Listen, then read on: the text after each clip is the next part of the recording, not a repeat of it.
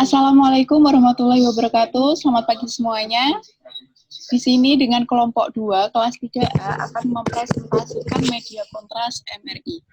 Sebelumnya perkenalkan, saya Rahma binti Ifadah sebagai moderator.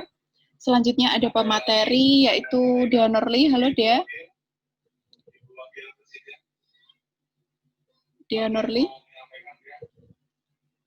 Ya, halo. Ya, selanjutnya ada Alifta Devara. Halo. Fadila Amalia Amel. Anggota kelompok ada Amel? Ya. Ya. Anggota kelompok ada Abid Kurniawan. Halo Abid.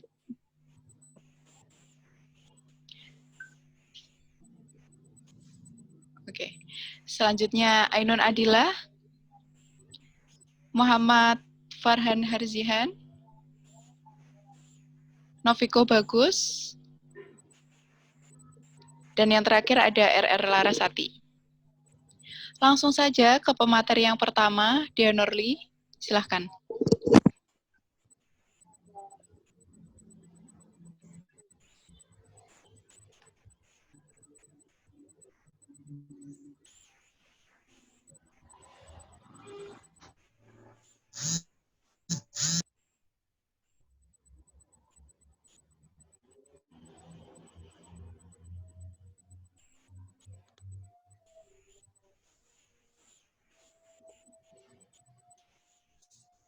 Berikut, suaranya kedengaran nggak? Halo? Ya, kedengeran. Berikut paparan singkat dari artikel tentang media kontras MRI. Media kontras berfungsi untuk meningkatkan kontras atau perbedaan antara bagian yang dinilai dengan sekitarnya. Dalam MRI, tentunya berkaitan dengan perbedaan intensitas sinyal yang dihasilkan antara sebelum dan sesudah injeksi kontras atau antara area yang terisi kontras dengan area yang tidak terisi media kontras. Hal ini berhubungan dengan T1 recovery dan T2 decay dari molekul bahan media kontras. Sifat bahan media kontras dalam MRI harus dapat terpengaruh oleh medan magnet.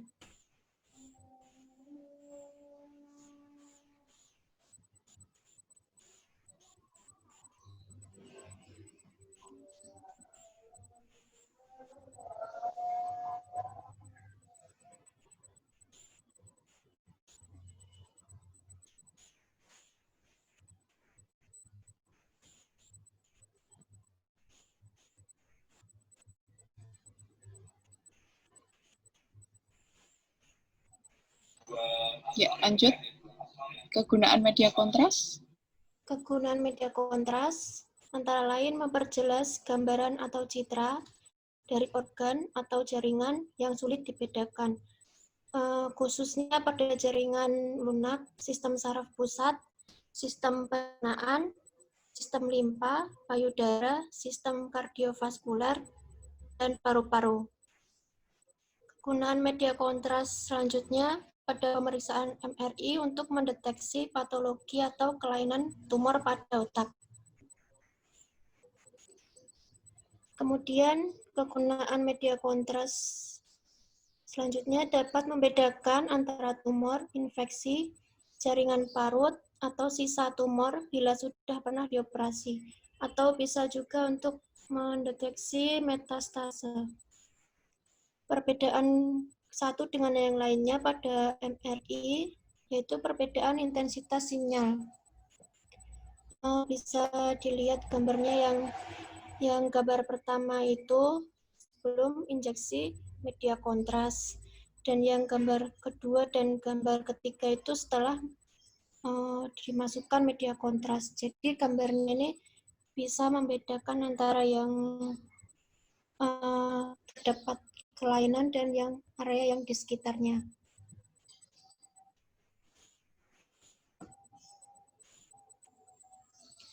Kemudian T1 recovery dan T2 decay. Intensitas sinyalnya yang T1 recovery itu 63% dan yang T2 decay itu 37%.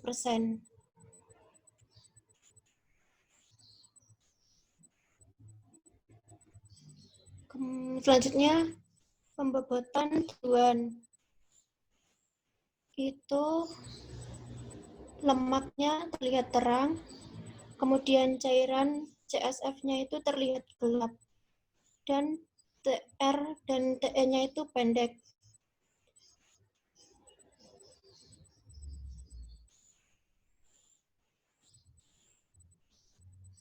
Pembobotan T2, lemaknya terlihat gelap, cairan atau CSF-nya itu terlihat terang, TR panjang, TE juga panjang.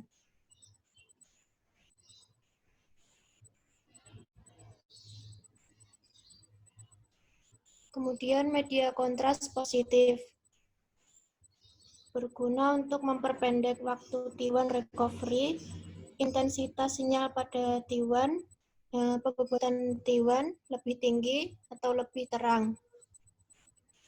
Bahan dasarnya gadolinium digunakan pada T1, pembobotan T1.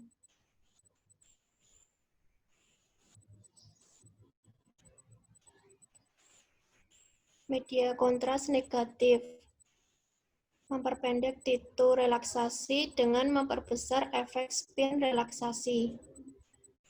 Pada intravena, contohnya superparamagnetik ion oksida, superparamagnetik ion platinum, dan yang oral itu superparamagnetik ion platinum, blueberry juice, dan green tea.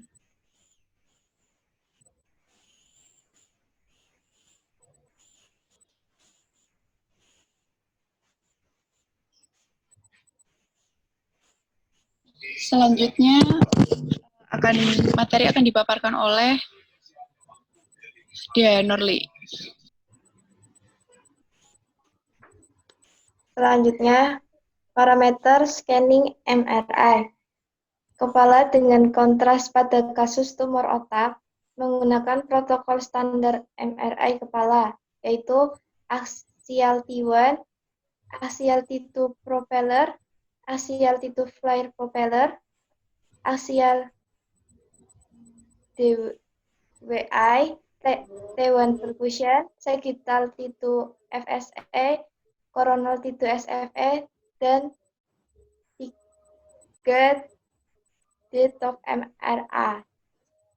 Setelah penyuntikan kontras, dibuat lagi potongan aksial T1 dengan kontras, sagittal T1 dengan kontras, coronal T1 dengan kontras, dan setelah semuanya selesai, barulah dibuatkan spektroskopi dengan teknik multifokal.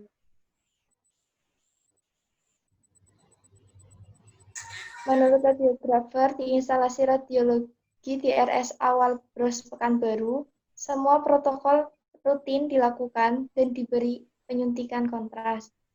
Setelah semua protokol selesai dilakukan dan barulah dilakukan magnetic resonance spektroskopi, yaitu menggunakan teknik multifokal. Teknik multifokal digunakan untuk mengetahui metabolit di setiap bagian jaringan tumor tersebut. Soalnya di setiap bagian tumor itu berbeda-beda kandungan dan yang ada di dalamnya.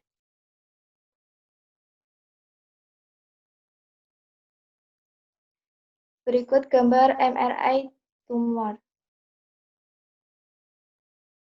Sebelah kanan T2 dan sebelah kiri T1.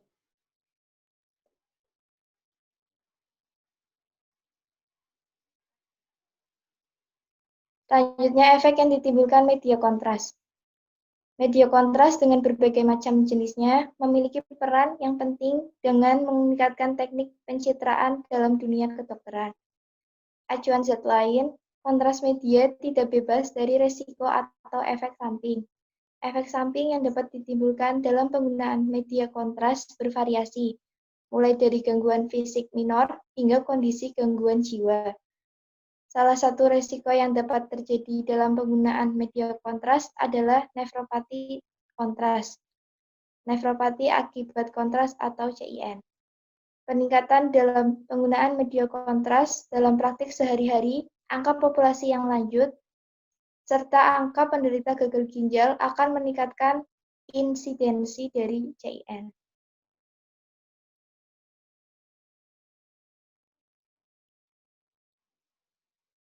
Pengertian nefropati.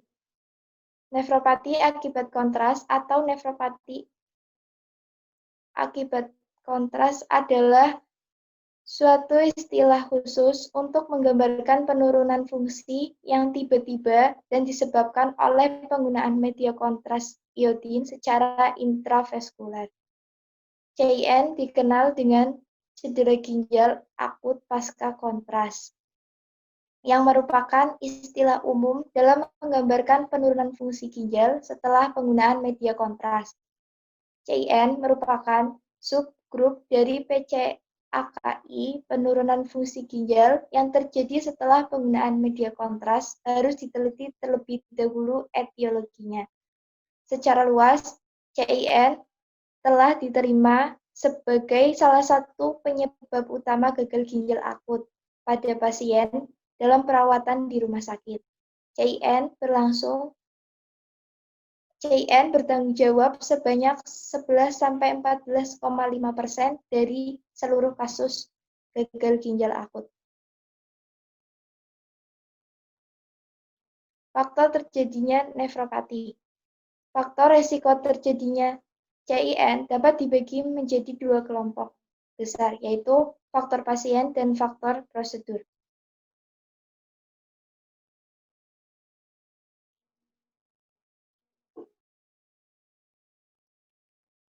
Untuk faktor pasien, yang pertama, riwayat penyakit ginjal atau gangguan fungsi renal, merupakan faktor resiko paling signifikan dan penting.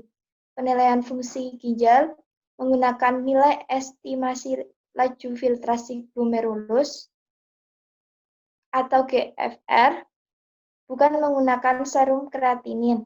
Nilai GFR lebih akurat dibandingkan dengan serum kreatinin yang dipengaruhi oleh jenis kelamin, massa otot, status nutrisi, dan juga usia. Yang selanjutnya, usia lanjut.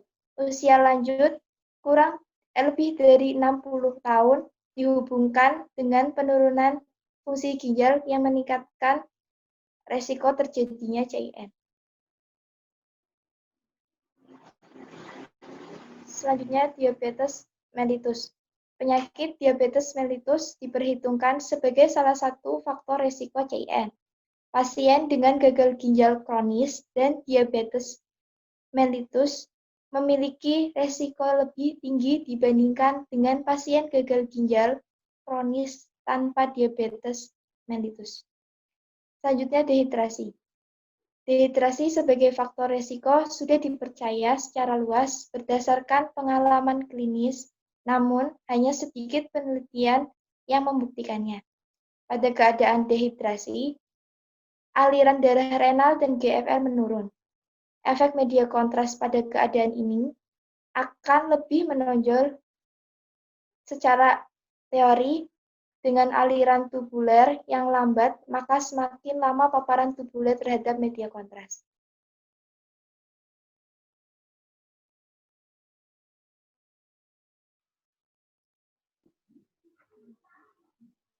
Selanjutnya, gangguan jantung.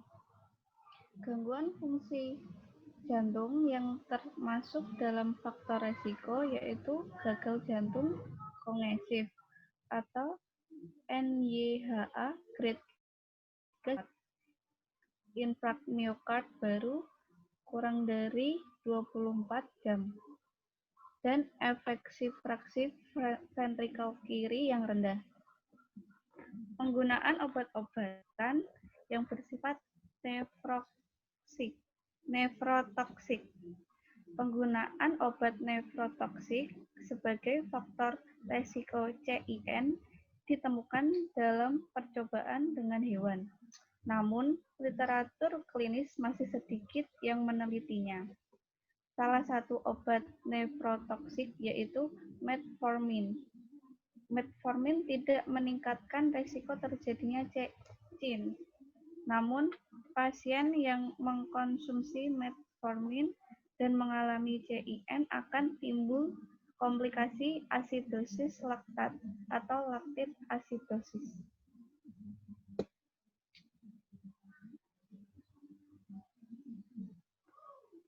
Faktor resiko yang terkait dengan kejadian CIN. Pertama, pemilihan rute media kontras. Pemberian media kontras melalui intraarteri lebih beresiko 2 kali lipat dibanding secara intravena. Kemudian, pemilihan media kontras. Media kontras dengan osmolalitas tinggi atau osmolalitas tinggi, media yang lebih beresiko dibandingkan kontras dengan osmolalitas setara atau rendah. Isoosmolalitas atau osmolalitas rendah. Pemberian media kontras dengan osmolalitas tinggi akan menyebabkan edema paru serta edema anasarka, terutama pada pasien dengan gangguan ginjal. Media dengan osmolalitas rendah tidak terikat protein, molekul berat yang rendah, dan mudah untuk dieliminasi.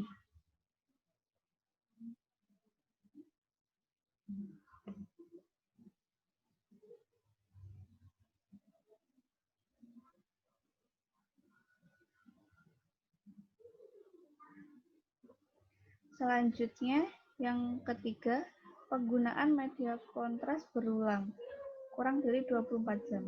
Sebagian besar kontras dengan osmolalitas rendah memiliki waktu paruh 22 jam. Namun diperlukan 20 jam bagi ginjal normal untuk menghilangkan seluruh media kontras. Yang keempat, dosis media kontras. Insidensi CIN berhubungan dengan media kontras yang diberikan. Dosis besar harus dihindari terutama pada pasien yang beresiko. Asosiasi Ahli Radiologi Kanada, tingkat kejadian CIN paling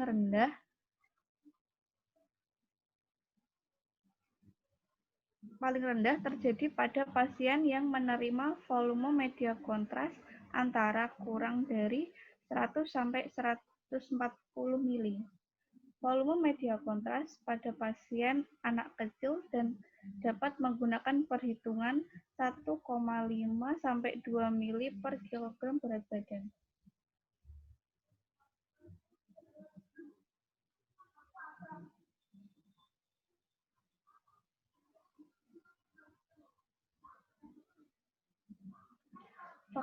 Faktor resiko nefropati kontras.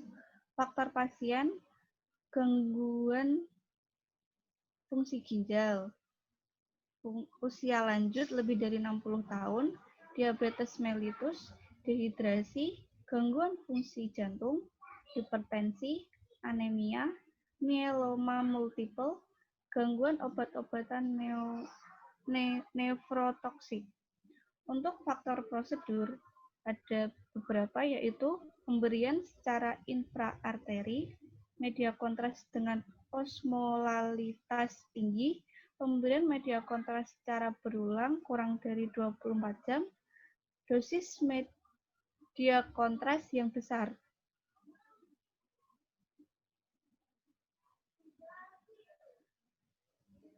Pencegahan. Untuk pencegahan yang pertama dapat dilakukan dengan menganalisis pertimbangan antara resiko dan resiko pemeriksaan dengan media kontras. Pemilih jenis media kontras yang kurang toksik dengan dosis seminimal mungkin menjadi pertimbangan. Disarankan menggunakan dosis seminimal mungkin dari media kontras non-ionik dengan isoosmolalitas atau osmolalitas rendah. Tindakan pencegahan selanjutnya untuk mengurangi resiko CIN adalah dengan ekspansi volume intravaskular. Ekspansi volume dilakukan dengan hidrasi intravena sebelum dan setelah media kontras.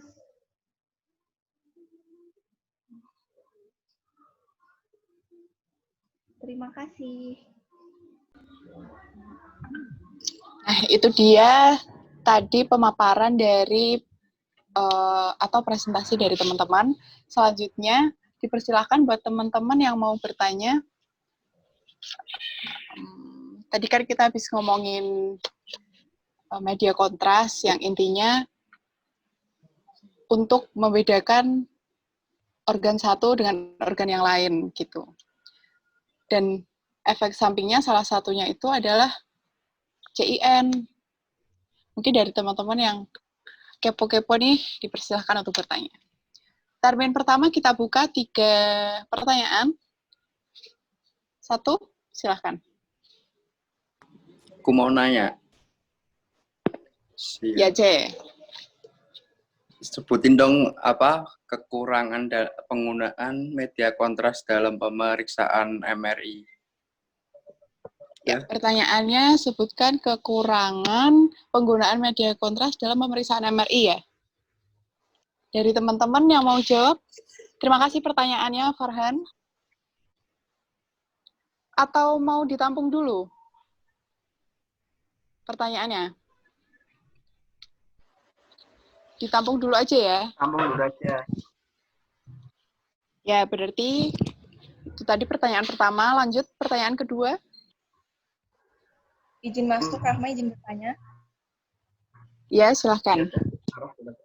Aku mau tanya, berapa lama hasil nilai ureum kreatin dapat digunakan bagi pasien yang akan melakukan pemeriksaan MRI menggunakan media kontras? Terima kasih. Oke, berapa lama nilai ureum kreatin yang dapat digunakan bagi pasien yang akan melakukan pemeriksaan MRI? Gitu ya?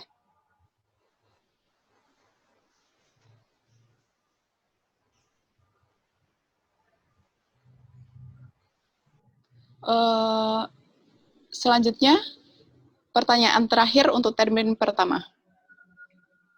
Izin masuk, Rahma. Ya, silahkan. Ya, mau tanya, untuk kita kan sebagai seorang buat jadi seorang radiografer kan akan melakukan pemeriksaan MRI dengan menggunakan media kontras. Nah, pencegahan apa yang diperlukan untuk meminimalisir terjadinya CIN? Rahma. Oh ya, pencegahan yang dilakukan untuk meminimalisir terjadinya CIN saja atau efek samping yang lainnya juga? CIN saja pada pemeriksaan kontras MRI. Okay. Ya, tadi pertanyaannya mulai dari pertanyaan yang pertama, mungkin teman-teman ada yang mau jawab. Rahma, izin menjawab dari pertanyaannya Farhan ya. Ya, silahkan Amel. Jadi pertanyaannya, apa keterbatasan penggunaan media kontras pada pemeriksaan MRI?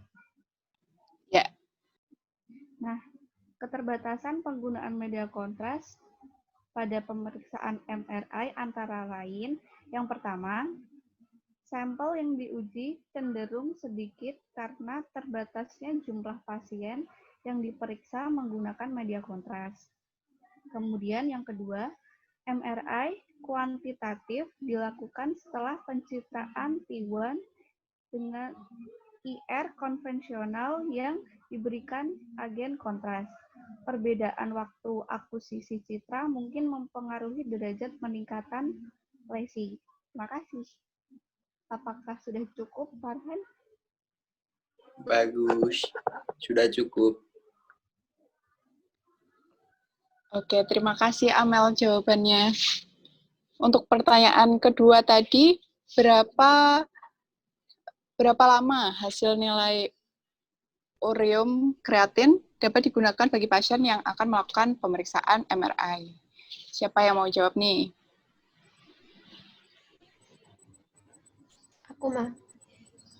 Oke, Alifta, silahkan.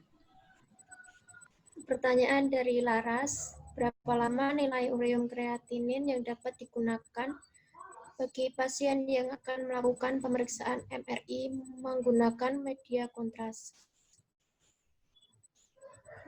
Jawabannya untuk masa atau nilai waktunya beragam. Jika pasien tersebut adalah pasien rawat jalan yang memiliki fungsi ginjal stabil, itu media kontras maka ureum kreatinin dapat digunakan sampai 30 hari setelahnya. Namun, jika pasien tersebut adalah pasien rawat inap dengan fungsi ginjal yang tidak stabil atau adanya faktor resiko, maka interval nilai ureum kreatininnya itu hanya sampai 1 minggu saja. Gitu. Apakah ada tambahan lain dari teman-teman? Ya, Terima itu tadi kasih, Lita. jawabannya. Tidak ada sanggahan ya, cukup ya. Untuk pertanyaan ketiga, pencegahan. Pencegahan apa yang dapat digunakan supaya meminimalisir terjadinya CIN? Siapa yang mau jawab?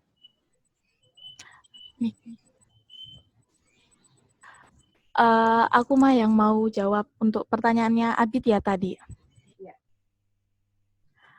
Oke, tadi pencegahan yang perlu dilakukan sebagai seorang radiografer, yaitu radiografer perlu menanyakan riwayat penyakit penyerta. Maksudnya, apa ada faktor keturunan dari pasien tersebut, menggunakan kuesioner. Dari hasil tersebut, jika tidak ditemukan faktor resiko, maka kemungkinan pasien akan mengalami CIN itu sangat kecil. Namun, jika ditemukan faktor resiko, maka akan dilakukan pemeriksaan ureum kreatinin untuk menindaklanjuti pasien tersebut. Udah, terima kasih. Gimana, Abid? Ya, jawabannya cukup panjang ya. Ada yang mau menambahkan atau menyanggah?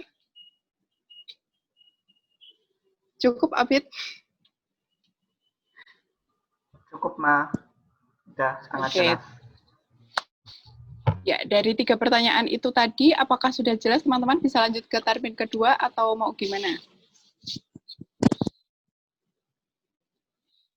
Lanjut. Oke. Kita lanjut yang ini lebih santai aja. Jadi pertanyaannya, kalau ada yang mau ditanyakan bisa langsung ditanyakan aja.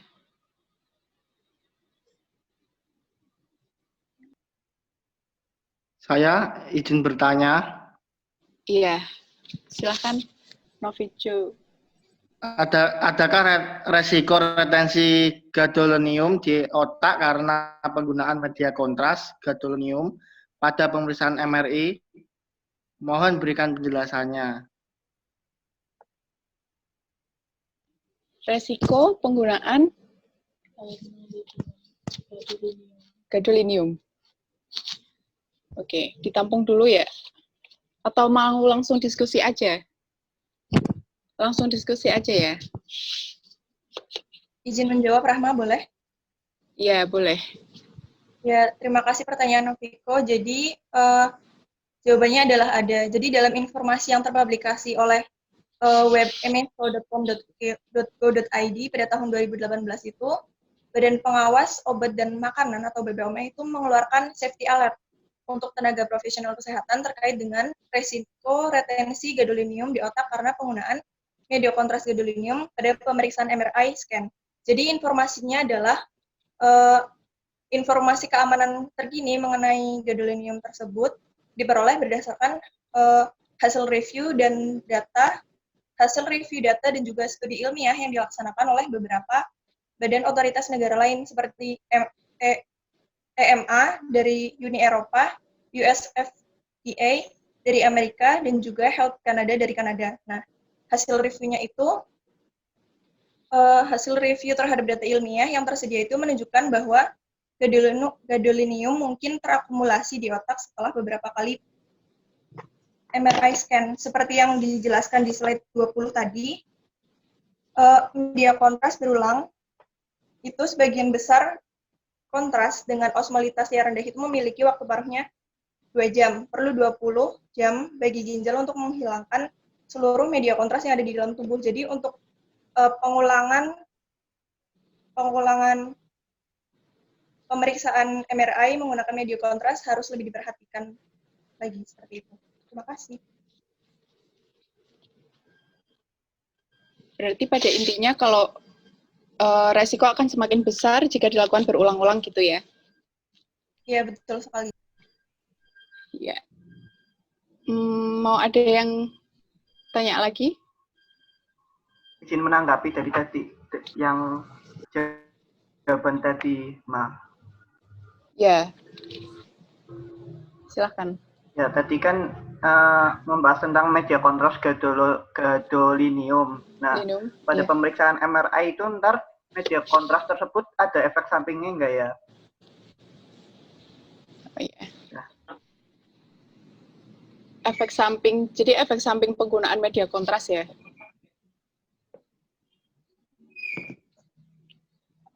Dari teman-teman, ada yang mau jawab? Izin menjawab, Rahma. Iya, silahkan. Jadi untuk efek sampingnya ada yang telah diketahui akibat pengendapan gadolinium di organ dan jaringan lain adalah skin plaque dan nefrogensi sistematik fibrosis. Hingga saat ini hasil review belum mengidentifikasi adanya efek merugikan bagi kesehatan karena retensi gadolinium di otak setelah penggunaan zat kontras berbahan dasar gadolinium untuk MRI. Apa sudah jelas, Abid?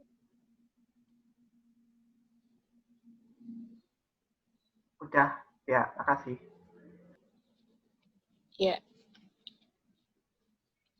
Selanjutnya, mungkin ini pertanyaan terakhir, cukup atau ada lagi?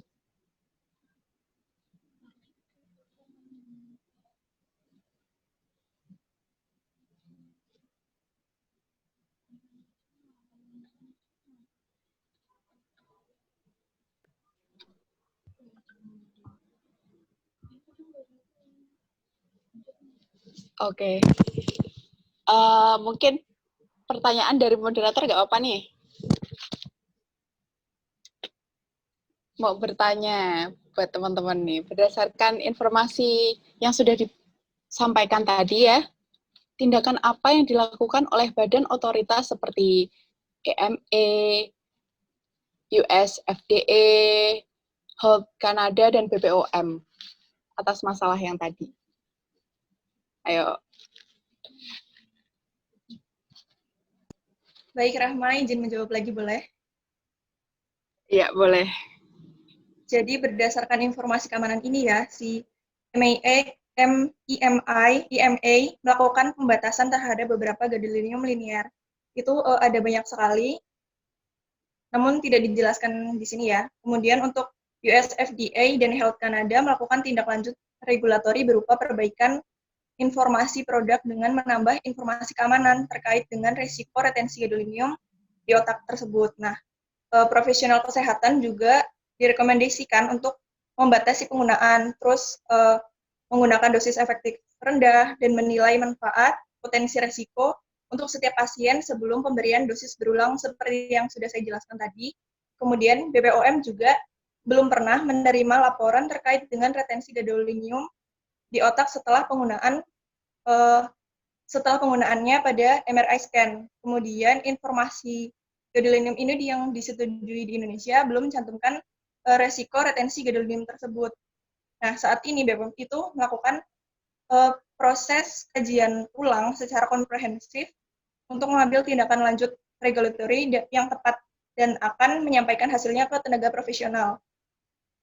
Tapi ini informasi di tahun 2018, saya sudah mencarinya tadi di beberapa di website di BPOM sendiri dan juga di MESO itu belum ada informasi lanjut terkait apakah ini sudah dilakukan atau belum. Terima kasih.